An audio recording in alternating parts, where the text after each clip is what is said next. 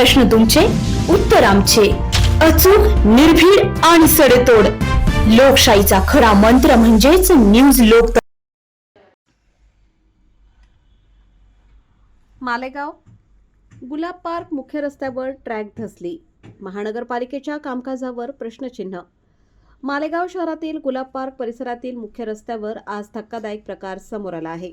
सुरू असलेल्या रस्त्यावरून जात असताना एक ट्रॅक्टर अचानक जमिनीत धसल्याची घटना घडली. सुदैवाने त्यावेळी रस्त्यावर नागरिकांची वर्दळ नसल्यामुळे मोठा अपघात टळला. या घटनेमुळे रस्त्याच्या कामाच्या दर्जाबाबत गंभीर प्रश्न उपस्थित झाले आहेत. स्थानिक नागरिकांनी मालेगाव महानगरपालिकेच्या कामकाजावर तीव्र नाराजी व्यक्त करत भ्रष्टाचाराचे आरोप केले आहेत. दर्जाहीन आणि थातुरमातुर कामामुळेच हा प्रकार घडला असा आरोप नागरिकांकडून केला जात आहे. घटनास्थळी पाहणी केल्यानंतर रस्त्याला मोठ्या प्रमाणात भगदाड पडल्याचे दिसून आले. यामुळे या मार्गावरून प्रवास करणाऱ्या नागरिकांच्या जीवितास धोका निर्माण झाला आहे. तसेच अशा प्रकारच्या निकृष्ट कामामुळे नागरिकांच्या आरोग्यावरही विपरीत परिणाम होऊ शकतो अशी भीती व्यक्त केली जात आहे. नागरिकांचा आरोप आहे की संबंधित अधिकारी, पुढारी आणि ठेकेदार यांनी निष्काळजीपणा करत लाखो रुपयांचा निधी अपहार केला आहे.